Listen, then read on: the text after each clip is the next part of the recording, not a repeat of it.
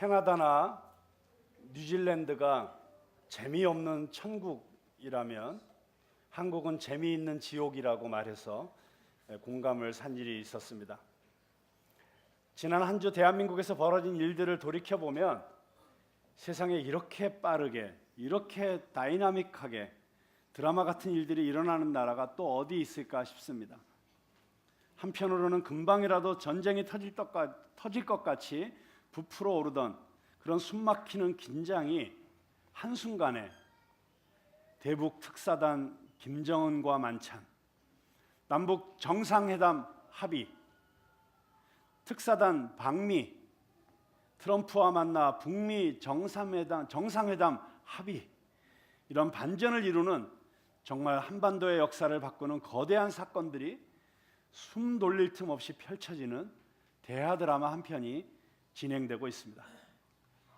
그 와중에 또 다른 곳에서는 2020년 가장 유력했던 대권주자 안희정 지사의 성추행 의혹 폭로, 또 다른 피해자의 등장, 안 지사의 잠적, 며칠 후 검찰의 자진 출석으로 정치적 논란의 확산, 그 와중에 또 다른 성폭력 가해자 배우 조민기 씨의 자살, 정말 이게 사실일까 싶은 막장 드라마가 연일 TV 화면을 가득 채우고 있습니다. 정말 한국에서는 드라마 작가하기 힘들겠다 싶습니다. 방송국 드라마 PD들도 참 힘들겠다 싶어요. 드라마보다 더 재미있는 실제 상황과 시청률 경쟁을 해야 되니까요. 그런데 저 개인적으로 말씀드리자면 저는 이 한편의 대하 드라마, 또 한편의 막장 드라마를 보면서 역설적이게도 역사를 이끌어 가시는 하나님의 손길을 느낍니다. 남북미 간에 일어나고 있는 극적인 변화, 그 와중에 한 자리 빼앗기지 않으려는 중국과 일본과 러시아의 보이지 않는 치열한 경쟁, 이런 흐름을 보면서 저는 문득 아무도 기대하지 못했던 순간에 하나님의 역사로 순식간에 이루어진 독일 통일의 과정을 떠올리게 됩니다. 그러면서 우리나라의 통일도 어쩌면 한밤중에 임하는 도적처럼 그렇게 갑작스럽게 올 수도 있겠구나. 한국교회가 회개하기만 한다면, 한국교회가 준비되어 있기만 한다면, 한국교회가 지금 마땅히 해야 할 올바른 일들을 하고 있기만 한다면 하나님께서 하나님의 방법으로 정말 언제 깜짝 놀랄 방법으로 깜짝 놀랄 시간에 통일을 주실지 모르겠구나. 정말 큰 기대와 소망이 생겨나고 있습니다. 그런가 하면 이 미투 운동이 도대체 어느 정도로 대한민국을 흔들어 놓을지 가늠조차 하기 어려운 이 막장 드라마를 보면서도 저는 하나님의 크신 계획과 섭리가 작동하고 있음을 느낍니다. 조국을 위해서 크게 봉사하고 위대한 인생을 살 수 있었던 유력한 정치인들이 몰락하는 것도 안타깝고, 사회 각 분야의 지도자였던 많은 사람들의 이런 비참한 몰락도 너무나도 안타깝고, 무엇보다도 부끄러움과 수치심으로 인해서 그 고귀한 생명을 스스로 마감한 분에게는 너무 안타까운 마음을 금할 수가 없습니다. 이제라도 회개할 것 회개하고, 사과할 것 사과하고, 대가를 치러야 된다면 치르고, 그리고 복음 안에서 새 인생을 시작하는 방향으로 갈 수 있었다면 얼마나 좋았을까, 이런 안타까움이 있습니다. 저는 이 난장판 같은 이 현실을 보면서 처음에는 달콤한 사탕을 주는 척하다가 결국은 인간을 파멸로 이끄는 사단이 음흉한 미소를 지으면서 서 있는 모습이 느껴졌습니다. 하나님은 사람을 살릴 때 가장 기뻐하시고, 사탄은 인간이 파멸될 때 가장 기뻐합니다. 지금 누가 승리의 미소를 지으면서 이 모든 상황을 지켜보고 있겠습니까? 지금 얼마나 사탄이 의기양양하게 이 상황을 즐기고 있겠습니까? 그런데 하나님은 언제나 사탄이 하고 싶은 대로 내버려 두시는 것 같으면서도 사탄이 하는 일을 통해서 사탄이 원하는 것의 정반대의 결과를 만드시는 분이라는 것입니다. 그것이 성경이 우리에게 가르쳐 주시는 하나님의 모습입니다. 욥기의 하나님이 바로 그런 하나님이셨습니다. 저는 이 혼란스럽고 수치스러운 이 국가적 아픔을 통해서 결국 이 나라가 새로워지고 변화될 것이라고 분명히 믿습니다. 동방의 예의지국이라고 불리우던 한국이 어느덧 전 세계에서 가장 음란한 나라, 가장 성도덕이 무너진 나라 가운데 하나가 되었습니다. 타락한 권력과 탐욕스러운 기업들이 대한민국을 가장 부패한 나라들의 하나로 만들었고 힘없는 약자들과 여성들이 희생당하는 나라가 되었습니다. 이대로는 안 됩니다. 교회가 먼저 거룩함을 회복해야 됩니다. 아니, 정직하게 말씀드리자면 곽수광, 죄인의 괴수, 내가 먼저 회개하고 정직하게 하나님 앞에 엎드려라, 양심의 소리를 듣고 있습니다. 지금 미투 운동이 결국 한국 교회를 또 한 번 뒤집어 놓지 않을까 걱정하는 소리들이 많습니다. 뒤집어져야 합니다. 몇몇 교회 지도자들은 수치를 당하겠고 겨우 수치를 면한 더 많은 드러나지 않은 목사들과 소위 교계 지도자들은 내가 11계명을 잘 지켰다. 여러분 11계명이 뭔지 아시죠? 들키지 마라. 가슴을 쓸어내리겠지만 한국 교회가 이렇게 음란하고 이렇게 타락한 모습으로 계속 가서는 안 된다는 것이 이 시대의 요청이라고 저는 분명히 믿습니다. 교회가 커지면서 교회 안에 권력이 생겼습니다. 교회에 돈이 많아지면서 풍요의 우상이 교회를 집어삼키기 시작했습니다. 돈과 권력이 많아지면 교회가 타락한다는 것이 역사의 교훈입니다. 지금 한국 교회는 부흥이 아니라 개혁이 필요합니다. 리바이벌이 아니라 리포메이션이 필요합니다. 그래야 교회가 삽니다.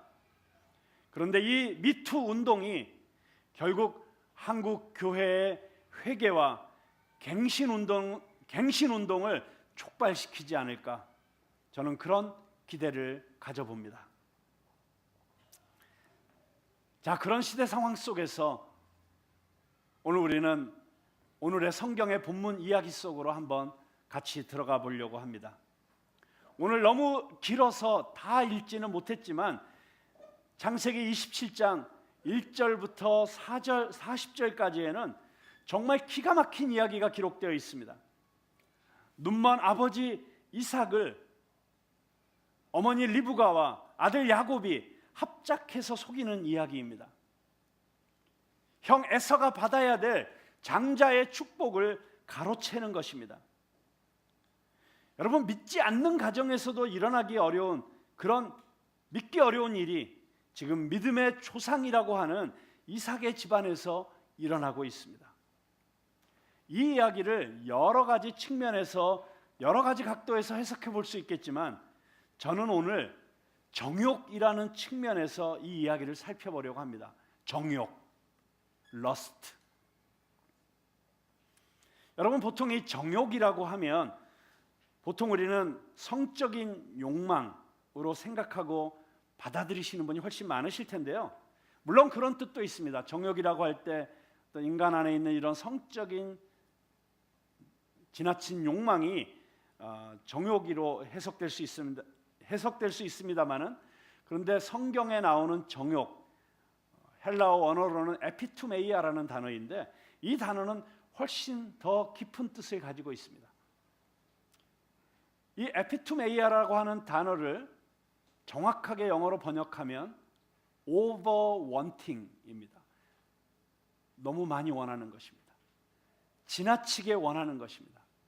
적당히 원하는 것이 아니라 탐욕스럽게 원하는 것입니다. 그게 정욕입니다. 그래서 그것이 무엇이든지 단지 성적인 욕망뿐만이 아니라 돈에 대한 것이든지 명예에 대한 것이든지 즐거움에 대한 것이든지 식욕에 대한 것이든지 그것이 지나치게 되면 정욕이 되는 것입니다.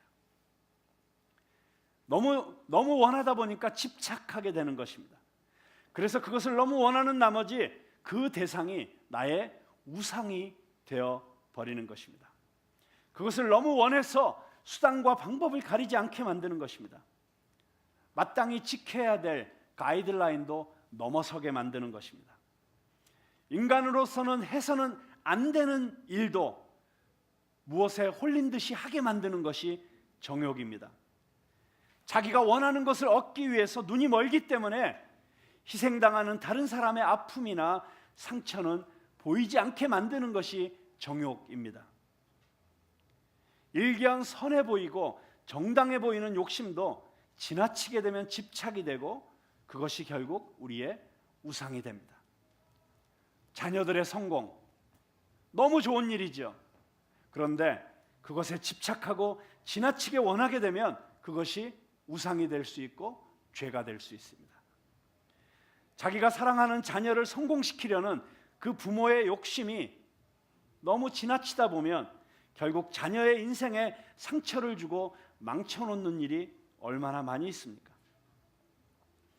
그런데 지금 성경에 등장하는 이삭과 리브가가 딱 그런 꼴입니다. 이삭은 두 아들 가운데 에서를 더 사랑합니다. 에서를 더 사랑하는 이유가 무엇이었을까요? 네? 장자라서? 네, 성경은 그렇게 얘기하지 않습니다. 성경은 에서가 사냥해서 별미로 만들어 오는 사슴 스테이크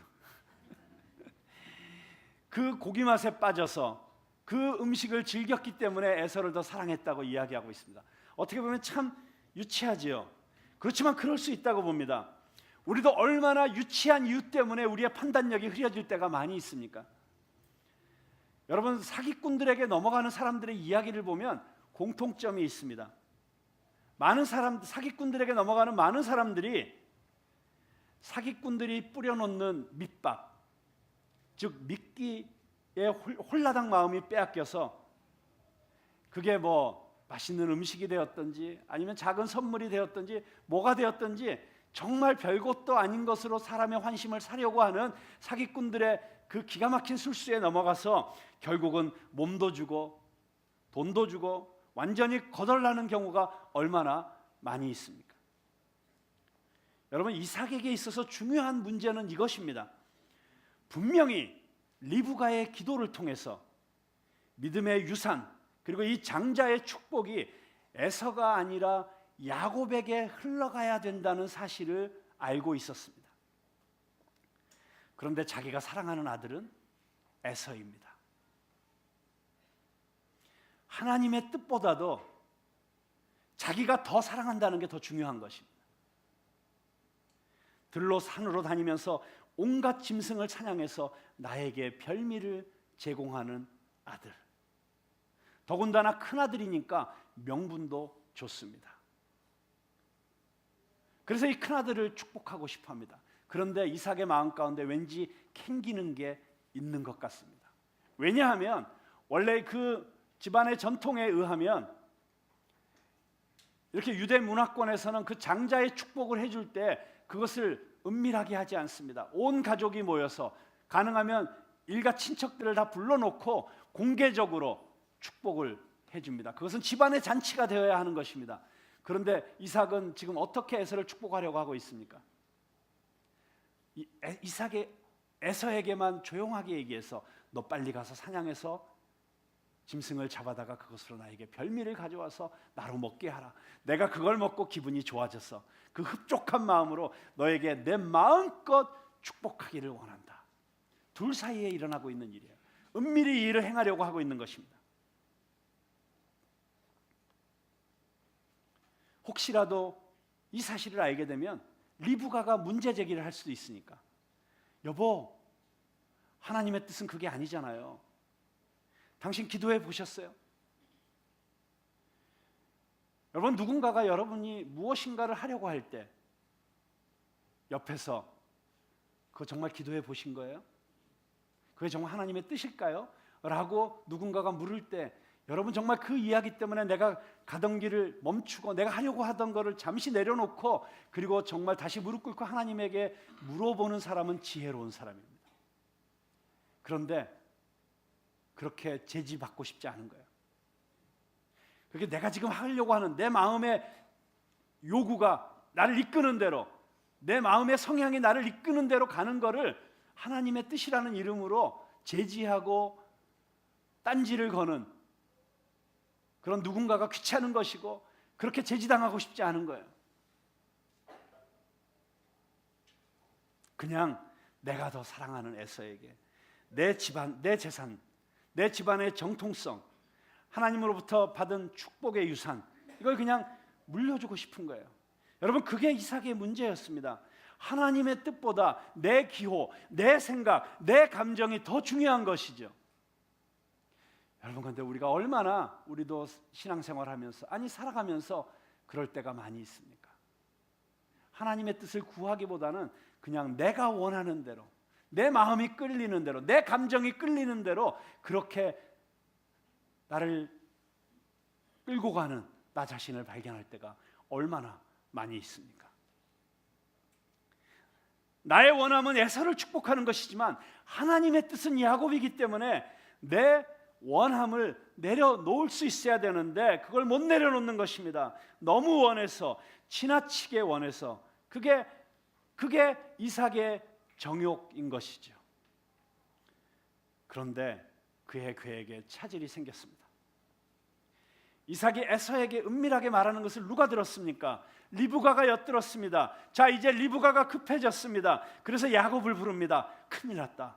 아버지가 나이 드시더니 이제 에서에게 장자의 축복을 주시려고 한다. 너는 이제 내가 시키는 대로 해라. 좋은 염소 새끼 2마리를 빨리 가져다가 나에게 가져와라. 내가 아버지 입맛을 알잖니. 내가 아버지 입맛에 딱 맞는 별미를 만들어 줄 테니까 그걸 가지고 빨리 아버지에게 가서 잡숫게 해드리고, 그리고 장자에게 주는, 에서에게 주려고 하는 그 축복을 내가 대신 받아라. 자, 여기 11절에 보면 야곱이 당장 걱정을 합니다. 어머니, 내 형 에서는 털이 많은 사람이잖아요. 나는 매끈매끈한 사람인데 만약 아버지가 나를 만져보면 금방 들통이 나서 복은 고사하고 저주를 받을 거예요. 자, 여기까지만 먼저 생각을 해보겠습니다. 자, 어떤 사람들은 리브가의 편을 들어서 이렇게 말할 수도 있을 것입니다. 리브가는 지금 하나님의 뜻을 이루려고 하는 거 아닙니까? 자기가 기도했을 때 큰 자가 작은 자를 섬기리라. 아, 이 정통성이 작은 아들에게 가는 것이구나. 그렇게 하나님의 뜻을 알았기 때문에 지금 하나님의 뜻을 이루려고 하는 거잖아요. 리브가에게는 잘못이 없잖아요. 네, 그렇게 얘기할 수도 있습니다. 그리고 여기 참 재미있는 게 있는데요. 처음에 이삭이 에서에게 이야기할 때는 내가 만들어 오는 별미를 먹고 내 마음껏 축복하게 하라. 영어로는 innermost blessing, 그냥 내 속으로부터 우러나오는, 내가 정말 너를 마음껏 축복하게 하라, 이렇게 에서에게 이야기를 합니다. 그런데 그것을 엿듣고 나서 이 어머니 리브가가 야곱에게 전할 때는 이렇게 전해요. 내 마음껏 축복하게 하라 라고 전하지 않고 여호와 앞에서 축복하게 하라. 그러니까 어쩌면 리브가의 관심은 장자로서 받게 되는 물질적 축복, 유산, 이런 것보다도 하나님께서 주시는 영적인 유산, 영적인 축복에 더 관심이 있는 것처럼 그렇게 보이기도 합니다. 그러나 그럴지라도 리브가의 행위는 정당화될 수 없습니다. 목적이 옳다고 부정한 방법과 옳지 않은 과정이 정당화될 수는 없습니다. 리브가가 정말 하나님의 사람이었다면 리브가는 이렇게 했어야 마땅합니다. 남편 이삭에게 찾아가서 여보, 방금 우연히 당신이 에서에게 하는 말을 들었어요. 당신 지금 에서를 축복하려고 하시는 것이죠. 근데 여보, 잘 생각해 보세요. 제가 2 아이가 태중에서 서로 싸울 때 제가 하나님에게 가서 물었잖아요. 그때 하나님께서 큰아들이 작은아들을 섬기게 될 것이라고 말씀하셨잖아요. 그거는 하나님의 뜻은 야곱이 장자권을 물려받는 것이잖아요. 우리 조금만 기다려 봅시다. 더 기다려 봅시다. 당신은 지금 당장 죽을 것 같아서 지금 빨리 조급한 마음으로 지금 에서를 축복하고 죽으려고 하지만 여러분, 그 일이 있고 나서도 몇십 년을 이삭은 더 살았습니다. 당신 지금 죽을 때 아니에요. 걱정하지 마세요. 조금 기다려 봅시다. 그리고 하나님의 뜻을 더 구해 봅시다. 이렇게 설득해서 온유한 방법으로, 그리고 옳은 방법으로 하나님의 뜻이 이루어지도록 했어야만 했습니다. 그런데 리브가는 그렇게 하지 아니하고 오히려 잘못된 방법으로, 눈먼 남편을 속이는 방법으로, 거짓말을 통해서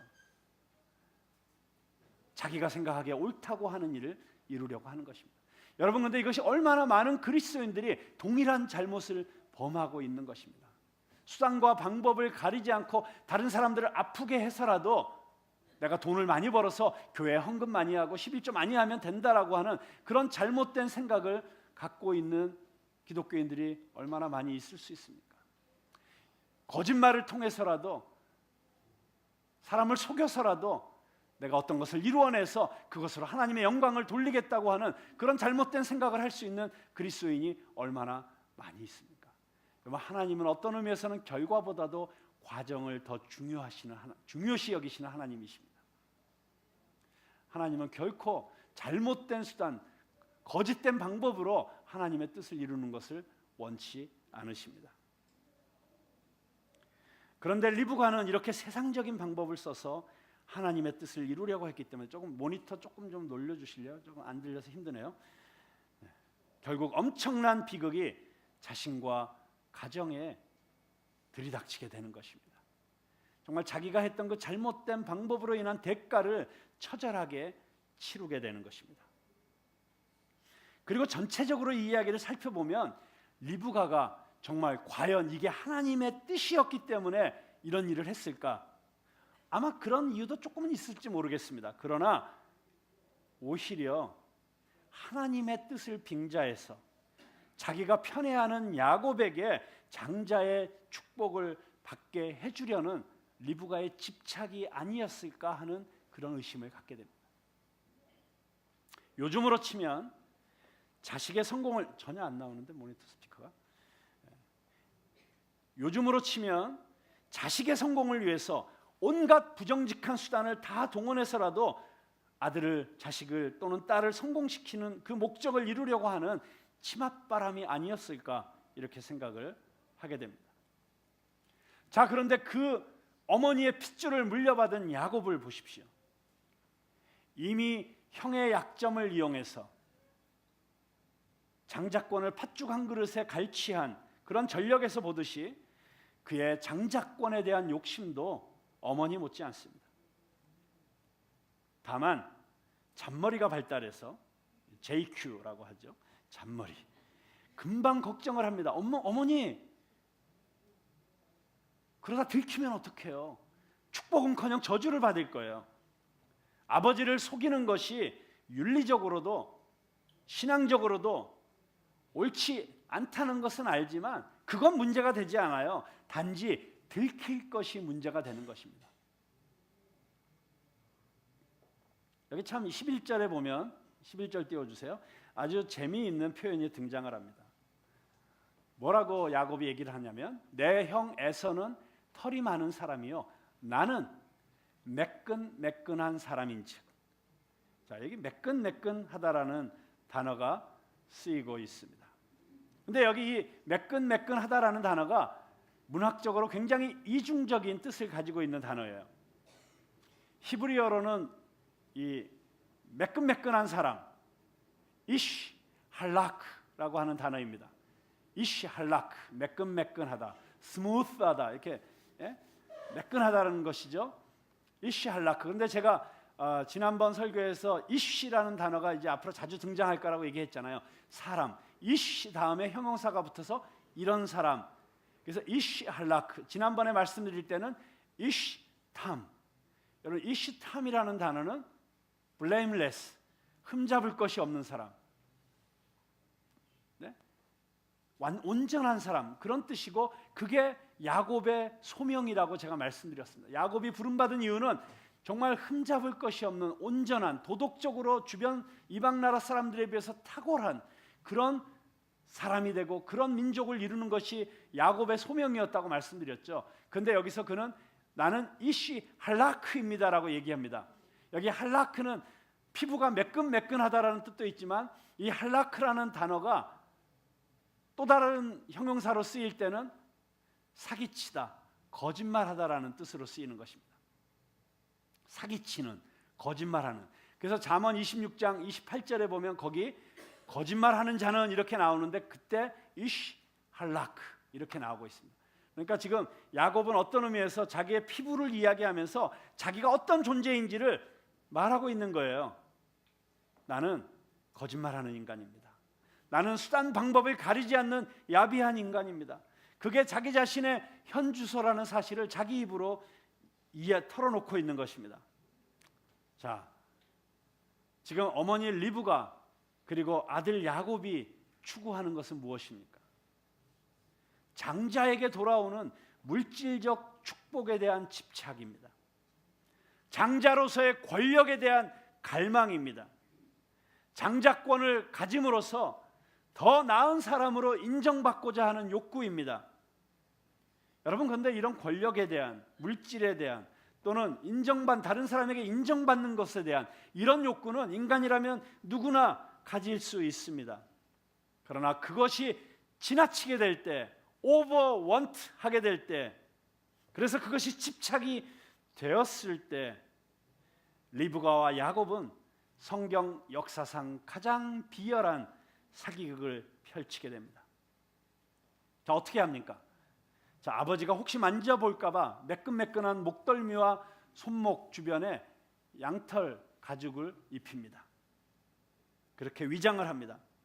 아버지가 혹시나 냄새를 맡아볼까 봐 에서의 냄새가 배어있는 에서의 가장 좋은 옷을 훔쳐다가 입습니다. 그리고 정말 이런 사람들은 어쩜 그렇게 머리가 잘 돌아가는지 실제로 아버지 이삭이 눈이 멀어서 보이진 않지만 뭔가 의심이 되니까 정말 손도 만져보고 나에게 와서 입 맞추라, 그리고 나서는 또 냄새도 맡아보고 정말 실제로 그런 일들이 일어납니다. 그런데 그 테스트를 다 통과하게 된 거예요. 미리 준비를 이렇게 철저하게 잘했기 때문에. 그리고는 아버지에게 가서 이야기할 때 틀림없이 목소리도 변조를 했을 거예요.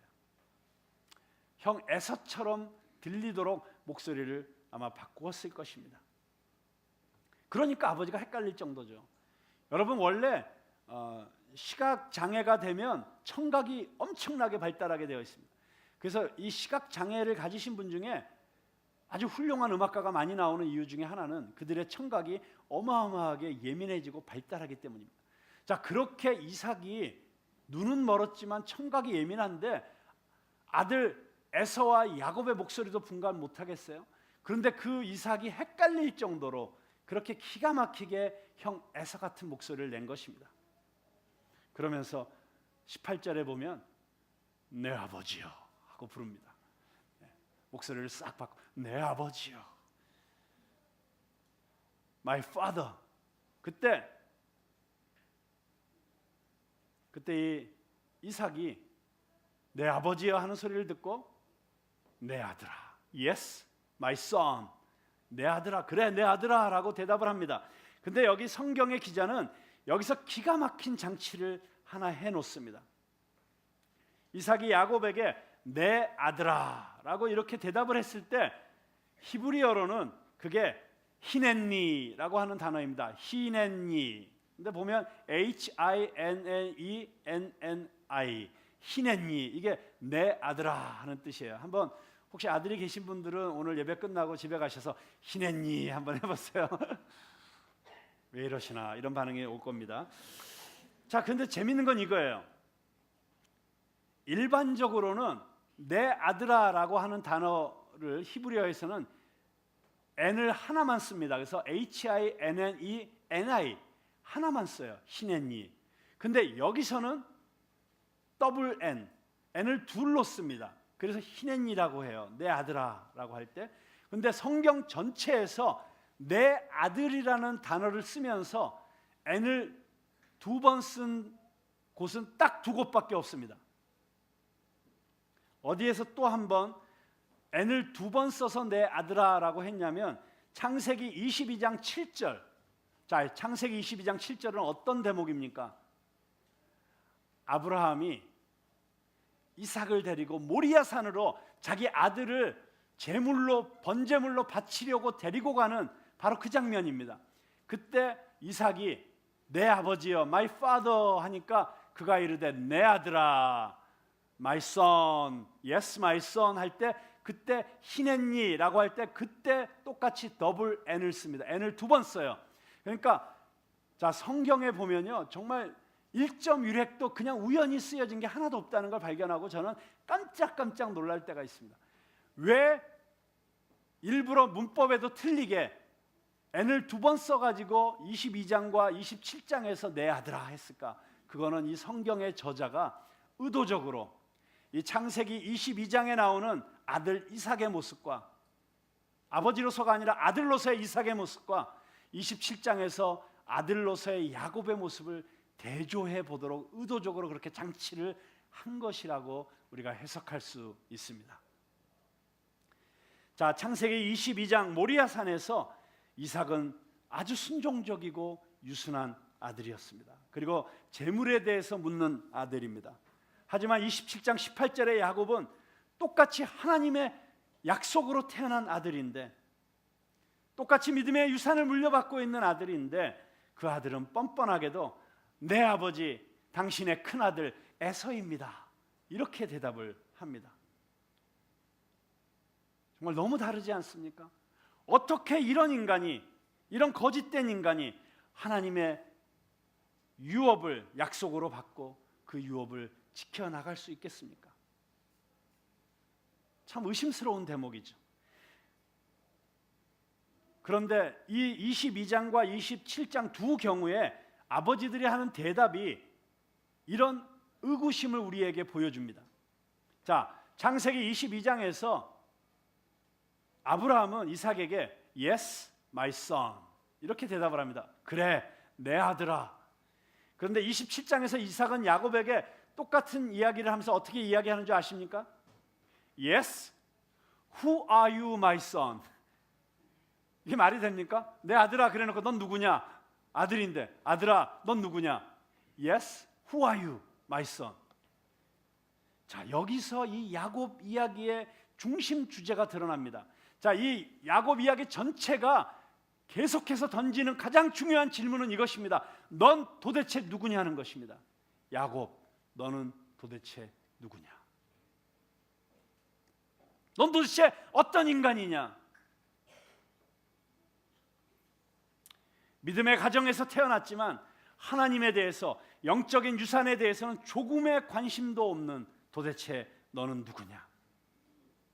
여러분, 리브가는요 이삭이 한 말을 전달하면서 마음껏 축복을 여호와 앞에서 축복이라는 말로 바꾸면서 어떤 영적인 관심을 나타내고 있습니다. 그렇지만 야곱이 자기 아버지에게 별미를 가지고 가서 이야기할 때는 다시 그걸 바꿔서 어머니에게는 여호와 앞에서 축복이란 말을 들었지만 자기 아버지에게 다시 얘기할 때는 아버지 마음껏 내게 축복해 주소서. 그러니까 여호와 이야기를 싹 빼놓습니다. 그리고 그냥 아버지가 나에게 줄 수 있는 그 축복 저에게 주세요.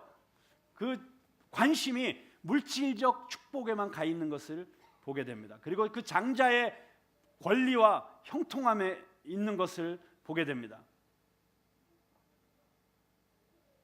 그리고 거기서 한 걸음 더 나아가서 보면요, 오히려 하나님의 이름을 사용하긴 하는데 아버지를 속이기 위해서 사용합니다. 20절 보십시오.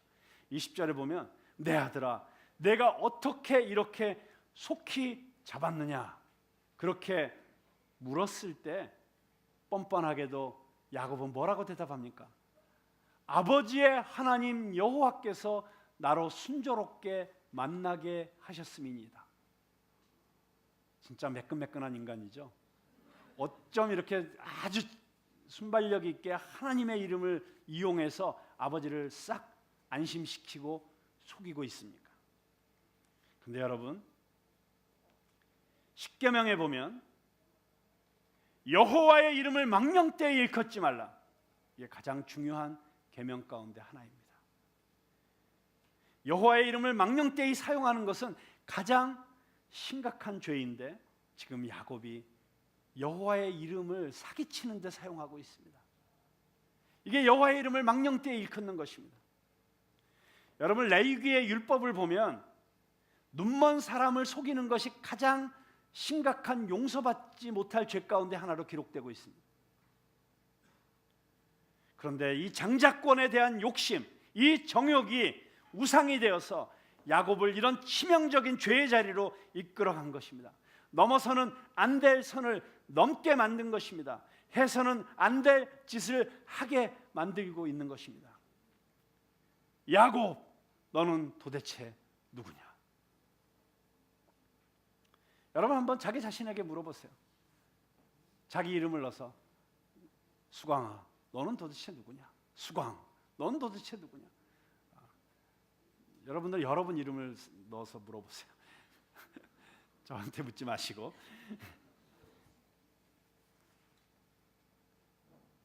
너는 도대체 누구인가? 자, 야곱의 이야기는 하나님의 백성들의 이야기라고 제가 미리 말씀드렸죠. 맞습니다. 이 야곱의 모습이 바로 나의 모습입니다. 죽을 수밖에 없는 죄인, 죄로 인해서 죽을 수밖에 없는 죄인, 어떤 인간적인 기대도 할 수 없는 절망적인 죄인, 정욕에 사로잡혀서 해서는 안 될 일을 서슴없이 저지르는 죄인. 여러분, 저는 안희정 지사에 대한 이런 폭로가 나왔을 때 놀랍게도 전혀 놀라거나 충격받지 않았습니다. 그럴 수 있지. 아니, 더 할 수도 있지. 드러난 것은 빙산의 일각에 불과할 수도 있지. 더 엄청난 폭로가 나온다고 해도, 아니, 안희정보다 더 좋은 이미지로 더 큰 기대를 받고 있는 어떤 인물이 더 추잡한 일을 저지른다고 해도 저는 별로 놀라지 않을 것 같아요.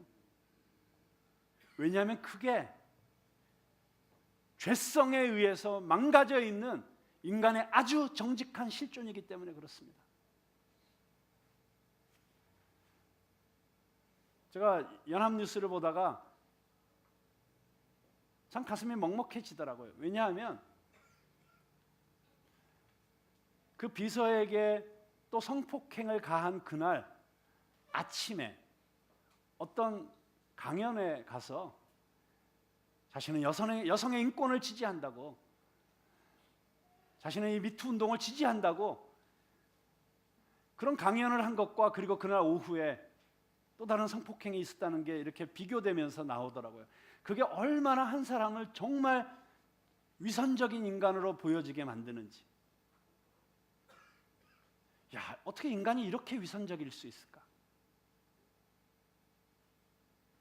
그런데 여러분, 그게 인간인 것입니다. 그보다 더 할 수 있는 게 인간입니다. 여러분, 제가 60년 가까이 살아오면서 놀라라. 제가 벌써 60이 가까워온다는 게 정말 믿어지지가 않습니다. 그런데 60년 가까이 살아오면서, 그리고 목회자로서 수십 년을 살아오면서 제가 한 가지 확실하게 배운 게 뭔지 아십니까? 하나님 없이는, 예수님 없이는, 복음 없이는 인간은 무슨 짓이든지 할 수 있는 존재다. 얼마든지 추악해질 수 있는 존재다. 여러분, 그래서 인간은 절대로 신뢰의 대상이 아닙니다. 단지 인간은 우리의 사랑의 대상일 뿐입니다. 인간 안에는 희망이 없습니다. 그래서 우리는 우리 안에서가 아니라 밖으로부터 오는 도움이 필요한 존재들입니다. 그래서 우리에겐 예수님이 필요합니다. 우리의 희망은 예수님밖에 없습니다. 오직 예수님만이 야곱 같은 인간을 변화시켜서 하나님의 백성을 만들 수 있습니다. 여러분, 그리고 우리의 희망은 무엇인 줄 아십니까? 바로 이런 철저하게 망가진 이런 야곱과 같은, 그리고 이렇게 철저하게 깨어진 이 이삭의 집안과 같은 이런 집안을 통해서 하나님은 저들을 버리시지 아니하시고 여전히 저들을 만지시고 변화시켜서, 아니 그것이 저들이 정말 끔찍한 고통과 고난을 겪어내는 것이라고 할지라도 바로 그런 채찍질을 통해서라도 포기하지 않으시고 마침내 변화시켜서 하나님의 약속을 이어가는 하나님의 백성으로 만들어내신다는 것입니다. 하나님은 절대로 우리를 포기하지 않으십니다. 가끔 내가 내 자신을 보면 너무 힘들 때가 있잖아요. 너무 낙심할 때가 있잖아요. 어떤 기대도 할 수 없을 때가 있잖아요. 그런데 내가 나 자신조차도 나를 포기하고 싶은 그때에도 하나님은 나를 절대 포기하지 않으십니다. 예수님은 절대 나를 내버려 두지 않으십니다. 내가 잃어버려진 그곳까지 나를 찾아오시는 분이십니다. 99마리 양을 내버려 두시고 나 하나를 위해서 모든 위험을, 모든 리스크를 감수하시면서 찾아오시는 분이 바로 우리 예수님이십니다. 그게 구속의 은혜입니다. 그것이 하나님의 역사입니다. 그것이 바로 놀라운 하나님의 은혜입니다. 저는 이 시간에 설교를 마치면서 여러분들과 찬송 한 곡을 같이 부르고 싶습니다. 이 몸의 소망 무엔가, 우리 주 예수 뿐일세. 그렇습니다. 야곱, 너는 도대체 누구냐? 그렇게 우리 자신에게 부를 때 우리 자신 안에는 어떤 소망도 없음을 우리는 발견할 수밖에 없습니다. 그러나 내 안에 주님이 살아계시기 때문에, 주님이 나를 포기하지 않으시기 때문에 우리는 희망할 수 있습니다. 우리에겐 소망이 있습니다. 이 몸의 소망